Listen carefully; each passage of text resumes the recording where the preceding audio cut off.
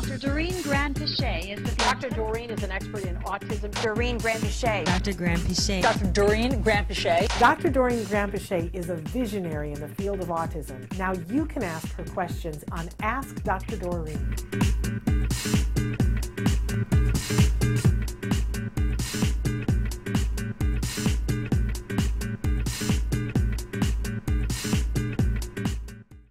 That would be crazy making. Okay. Number two, Veronica numbered these for me this time. That's awesome. So my son, 8.5, still getting therapy, doing good. Does this mean that he has passed the age of recovery? No, not at all. So, you know, the discussion about recovery is kind of an interesting one, and I'll quickly go over it because Shannon knows I like to talk about recovery. As do I. The thing about recovery is that I think it's an ongoing process, right? So when you, in terms of having a disorder or a disability, you have to meet certain criteria, and they're very specific, and they're like, you know, X number of symptoms within certain areas. So for instance, your child has to, for autism, your child has to have various delays in their communication and social ability. They have to exhibit certain repetitive, stereotypical behaviors, and there has to be a certain number within each classification so that you meet the actual criteria for autism diagnosis. So now let's say there's 8 specific symptoms and that you have to have, and your child has 2 of them. Right? So clearly your child no longer has the diagnosis of autism, and for all practical purposes you could say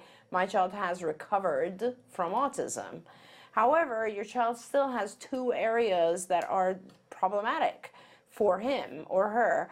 Like, let's say one could be, you know, there's still some social odd behavior, or there's an insistence on routines and repetitive types of like compulsive behaviors. Let's say those 2 still remain. Are they enough to have a diagnosis of autism? No, but nevertheless, because they're problematic, you want to keep working on them. So when you say my son, 8.5, is still getting therapy, does good, that's great. One of the things that the reason I built skills the way that we built it is that it was very much, we correlated what a typical child at every different age should be doing. So for instance, at age 8.5, what I recommend you do is that you go and get a standardized test. You could also use skills, by the way, because that's a very good developmental assessment, where you can see how many things are still remaining, and you just work on the things that are remaining. So it's not really about just losing the symptoms that produce the diagnosis of autism, because there's only a few of those. It's about learning everything else that you need past that in order to function well.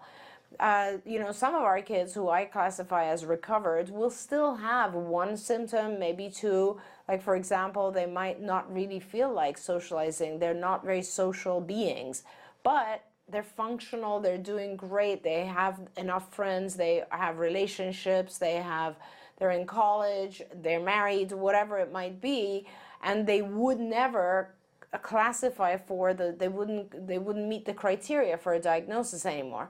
Other kids who don't meet the criteria, they've lost the diagnosis completely, develop other problems, right? Like a child might then develop anxiety and start doing some compulsive behaviors which are reminiscent of some of the symptoms of autism. So recovery is not something that you need to like really be focused on to begin with. It's about progress. So that's really what it's about. Now, can a child recover at 8? Of course. Can a child recover at 13? Of course. Yes, 100% yes. The issue is what was done in the first 8 years, and how far is the child from losing all the symptoms that come together to form autism. So if your child is doing really well and really doesn't have a lot of the symptoms remaining, then absolutely you should continue doing therapy anyway, and if that's your goal, who knows, you might meet it. But if your child is doing pretty well but still has deficits in all different areas of functioning, you might not lose the diagnosis of autism, but that doesn't mean that you shouldn't keep doing ABA, because even at 10, at 12, at 15, your child is still going to be doing better. It's like, look at it like tutoring. It's like if I tutor someone, they might not pass a particular test, but nevertheless, with time, they're going to improve in whatever subject I'm tutoring them on. So yeah, hopefully that answered the question. Yeah. It's a complex question. And I gotta say, it brings up for me, as we've been going around to autism events every week, because it's this jam-packed month, one of the questions that has come up this year more than ever before, and I think it's because of insurance, is people have said, how long should we keep doing ABA? And I've been saying to them, who am I to say? But for me, if you're asking my opinion, I've said to them, as long as you have funding, get every ounce that you can, because that means that somebody is saying that you still have goals. Something is driving insurance saying okay to it. And the other criteria is until your kid says, you know what, I'm done with this, and they're like, and I can do all the things that I need to do, and your provider is corroborating that they can do it. I remember the day that Jem said to me, I don't want to do this anymore. I don't need it, and Dr. Sienna Greener-Wooten happened to be in the room, and she said, okay, Jem, there's these 5 things that you have left to do, and when you can do these, you're done. And he said, really? That's it? And he got busy, and within a very short period of time, he was like, yeah, I got that. Sienna, I got this one too. And it was like, look, he really is ready to be done. I love it. You know what I'm saying? Yeah. So that's what I said. That's the layman's, my opinion. But what do you say when? How far off am I? No, you're absolutely right. But I would say just you do ABA while you need it, as long as you need it, and it doesn't have to be funded ABA. You can do ABA. That's my answer. That's true. I feel like I do ABA with my entire family every day. So and with everyone at CARD, like I exercise ABA in my day-to-day life. I reward people when they do good things. I prompt them to do good things. I correct them when they don't do good things. I mean, ABA is a way of life, right? Yeah. So I see it that way. Yes. But when you're talking about intensive ABA, when we're very focused on someone and some issue, again, you do it until your child needs it. So, if your child is still not able to function, still has various areas of deficit, you focus on, if your child is young enough where you have the opportunity to teach all the things that he or she needs, and your child is learning really rapidly, so that and here let me kind of put it into numbers. For every, if you have, let's say, a 2-year-old and you have 3 years to catch this child up to their normal age, or let's say you have 4 years or whatever it is, then that means by the time the child is 5 or 6, let's say 6, and you need to catch them up to the functioning level of a 6-year-old, okay? Mm-hmm. So you're starting at age 2, and we do a test and we realize, at age 2, the child's functioning in all these different areas is more like a 10-month-old. Okay, or a 1-year-old, let's say a 1-year-old. So their actually chronological age is 2, mental age is 1.